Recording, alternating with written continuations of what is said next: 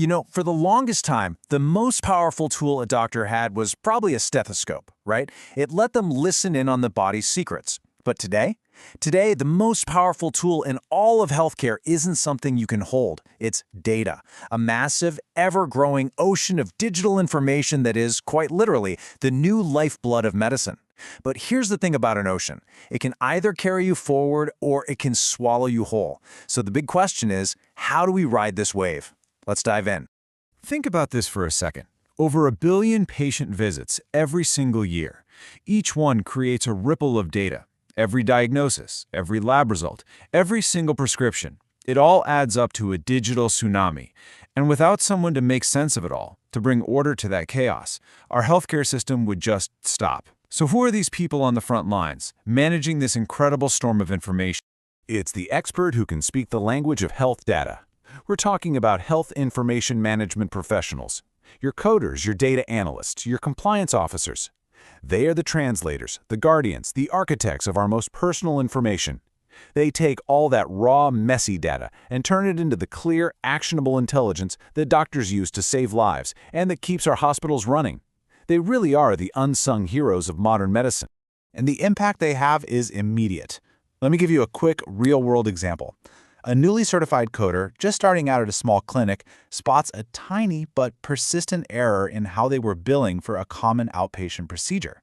By catching and correcting that one little mistake, she stopped a flood of claim denials before they even happened. We're talking thousands of dollars saved in just a matter of weeks. That's the real-world power of having a sharp, well-trained expert on your team.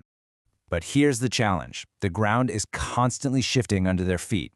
To be effective, these pros have to navigate this incredibly complex maze of new rules and regulations.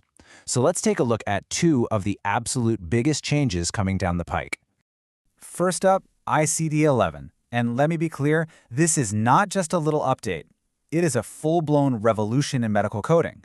Just look at the difference here. We're jumping from about 14,000 codes in ICD-10 to over 55,000 in ICD-11. But it's not just about the number. ICD-10 was built for a world of paper charts and manila folders. ICD-11, it's born digital, it's cloud-ready, and built to talk to other systems. This modular structure, with its stem and extension codes, lets us capture a level of detail we've only dreamed of until now. Which brings me to our first question. Here we go. The jump from ICD-10 to ICD-11 represents a massive increase in the number of available codes. Roughly how much bigger is the ICD-11 code set? A, twice as big, B, nearly 4 times as big, or C, 10 times as big? The answer is B, nearly 4 times as big. We're going from around 14,000 to over 55,000, which is a huge leap in specificity. I love this analogy because it makes it so clear. Think of it like Legos. ICD-10 was like getting a pre-built model car. It was what it was, pretty specific but totally rigid. ICD-11, on the other hand, is like getting the entire box of Lego bricks. You get a stem code, that's the basic diagnosis, like fracture, and then you get all these extension codes to add all the crucial details, like where the fracture is, how severe it is, and what caused it. You're building a complete, detailed picture of the patient's story. So with this massive change on the horizon, you'd think everyone would be scrambling to get ready, right? Well, not exactly. A recent survey found that a shocking 64% of healthcare organizations haven't even started any formal training for ICD-11 yet. That is a huge number. And with insurance payers already starting to use the new system in pilot programs, the clock is absolutely ticking. Getting left behind here could create some serious financial headaches. All right, time for another quick question. The new ICD-11 system is designed to be digital first. What does this primarily enable? Is it A, paper-based filing, B, seamless EHR integration, or C, manual code searching? The answer is, of course, B, seamless EHR integration. Because ICD-11 was built from the ground up for the digital age, its whole structure is designed to plug right into modern electronic health record systems. This makes sharing data way faster, way more accurate, and just better. Okay, now let's shift from coding over to privacy because HIPAA is also getting a major facelift. The proposed changes are all about giving patients more power and cutting down on paperwork. The biggest change? Look at this. The time a provider has to give you your health records is getting slashed in half, from 30 days all the way down to just 15. And you know that form you always have to sign saying you received the notice of privacy practices? Yeah, that's likely going away too. Here's the pop quiz on that. Under the proposed HIPAA changes, what is the new, shorter time frame for a healthcare provider to give a patient their protected health information, PHI? Is it A, 20 days, B, 15 days, or C, 10 days? The correct answer is B, 15 days. This is a big win for patient access. Now, if you think the privacy rule changes are big, wait till you see the proposed security rule updates. This is where things get really intense. We are moving away from "you should probably do this" guidelines to "you absolutely must do this" requirements. We're talking about things like mandatory multi-factor authentication, like when your banking app sends you a code. We're also talking about required encryption for all electronic patient data, whether it's just sitting on a server or being sent across the internet. It's no longer just a good idea, it's going to be the law. Let's try another question on this. The new HIPAA security proposals make encryption mandatory for all ePHI. What does "at rest" and "in transit" mean? A, only when it's being emailed, B, only when it's stored on a hard drive, or C, both when it's stored and when it's being sent? The answer is C. It means the data has to be protected all the time, everywhere. And what happens when things go wrong? When there's a cyber attack or a natural disaster? Well, the rules for getting back up and running are getting much stricter. So here's the question. A proposed HIPAA update requires that a healthcare organization's contingency plan must be able to restore data within what time frame? Is it A, 7 days, B, 96 hours, or C, 72 hours? The answer is C, just 72 hours. That's only 3 days to get everything back online after a major incident. It really highlights how critical it is to have rock-solid, well-tested backup systems in place. Okay. Let's take a breath. We've made it through the regulatory maze. Now let's talk about the fun stuff, the tools. Because technology, especially artificial intelligence, isn't just tweaking the job of an HIM professional, it's completely reshaping the entire field from the ground up. Take something like an AI scribe. It's amazing. Here's how it works. Step 1. The AI listens in on a doctor's conversation with a patient and transcribes it in real time. Step 2. It uses something called natural language processing, or NLP, to pull out all the important clinical terms. Step 3. It suggests the right medical codes based on what it heard. But, and this is the most important part, look at Step 4. Audit. The human coder isn't being replaced here. They're being promoted. Their job is now to be the expert auditor, the final checkpoint, using their critical thinking to verify that the AI got it right. Let's do an MCQ on this.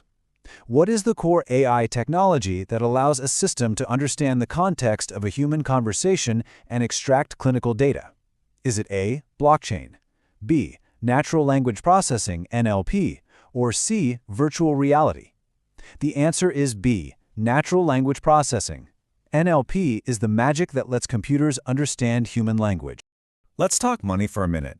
In a specific area called Hierarchical Condition Category, or HCC coding, AI is a total game changer. This type of coding is all about accurately capturing a patient's long-term health problems to determine reimbursement. So what is the primary role of AI in HCC coding?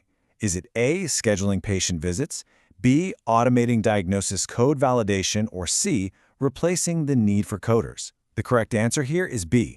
AI tools are incredible at scanning through thousands of patient records to find and validate chronic conditions that might have been missed. This makes sure the reimbursement is fair and accurate, which has a massive impact on a hospital's financial health. And this tech isn't just theory. It's changing lives right now. Picture this, a small rural hospital, hours away from the nearest major city. A talented health IT specialist comes in and sets them up with a modern, cloud-based electronic health record system. What happens next? All of a sudden, that little hospital can offer telehealth appointments with top specialists from hundreds of miles away. They can use remote monitoring devices to keep an eye on their patients with chronic illnesses from the comfort of their own homes. This is the power of well-managed data in action, bridging gaps and literally saving lives.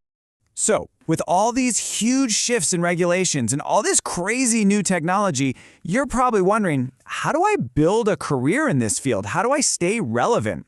Great question. Let's get really practical and start mapping out your career blueprint for 2025 and beyond. First things first, you've got to get certified. And the two big players in this space are AAPC and AHIMA. Now, the easiest way to think about the difference between them is to think about where you want to work. Generally speaking, AAPC is the go-to for the outpatient world. Think doctor's offices, clinics, and surgical centers. AHIMA, on the other hand, is traditionally more focused on the big inpatient facilities, like large hospitals. So knowing your goal is key. Here's a question for you. If your career goal is to work as a coder in a specialist physician's office, which organization's certification would typically be a better fit? A, AHIMA, or B, AAPC? The answer is B, AAPC. Their focus on outpatient services aligns perfectly with that environment. Let's break it down a bit more. You can see right away that AHIMA has been around forever, since 1928. Both have their flagship certifications, like the CPC from AAPC and the CCS from AHIMA. Exam costs are pretty much in the same ballpark. But check out the recertification requirements. To keep your credentials with AAPC, you need 36 continuing education units every 2 years, whereas AHIMA requires 20. It's a small detail, but definitely something to consider. But it's not just about passing a test. There's another key ingredient. So let's ask, to earn one of these core certifications, both AAPC and AHIMA generally require an associate's degree, passing that tough exam, and about how many years of hands-on experience? Is it A, 1 year, B, 2 years, or C, 5 years? The answer is B, 2 years. And this is really important because they want to make sure you don't just know the book smarts, but that you can actually apply that knowledge in the real world. And what about the payoff? What does that career ladder look like? Well, the potential for growth is fantastic. You might start out as a medical coder, making around $55,000 a year. But with some experience, you can move up to an HIM director role at about $75,000. And if you really want to specialize in the high-stakes, high-reward area of compliance, a compliance officer can pull in an average salary over $130,000. Let's do a final MCQ on this. Based on the averages shown, which of these roles has the highest earning potential? A, medical coder, B, HIM director, or C, compliance officer? The answer is C, compliance officer. That specialization in rules and regulations is incredibly valuable. Speaking of building your career and specializing, this is the perfect moment to give a huge thank you to our educational supporters, London Heartbeat Zia Academy in the UK. If you are serious about upskilling and taking your career to the next level, you have to check them out. They offer over 150 popular courses, covering a huge range of topics. I really recommend you find them on Facebook, Instagram, and YouTube, and subscribe for their free, regular updates. You do not want to miss what they have coming up. And for those who are really committed, you can subscribe to their higher-level YouTube membership to get early access to new educational videos and even have personal chats and one-on-one guidance sessions. It's an amazing resource. All right, we have covered a ton of ground. Regulations, technology, career paths, the whole shebang. So let's bring it all home. Let's boil it down to the absolute essentials you need to not just survive, but to really thrive in this new era of health information. So what is your personal blueprint for success? It really comes down to these 4 things. 1, embrace technology. You have to get comfortable with AI tools and cloud platforms. 2, specialize. Don't be a jack of all trades. Become the go-to expert in data analytics or compliance or IT. 3, never stop learning. The job you have today won't be the same job in 5 years, so continuous education is everything. And 4, think bigger.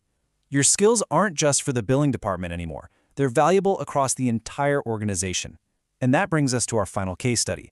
An HIM data analyst notices a weird spike in certain respiratory codes coming from one specific neighborhood. They dig into the data, flag the trend for public health officials, who then launch a targeted asthma education campaign in that area. The result? ER visits go down. That is the future of HIM, moving beyond the hospital to improve the health of an entire community. And that leaves us with one final big question to chew on. As AI gets smarter and smarter, and it automates more and more of the routine tasks, What becomes the truly essential human skill? Is it knowing the code inside and out, or is it having the critical judgment, the deep expertise to know when the AI is wrong? The future, I think, belongs to the investigator, the problem solver, the expert who knows which questions to ask.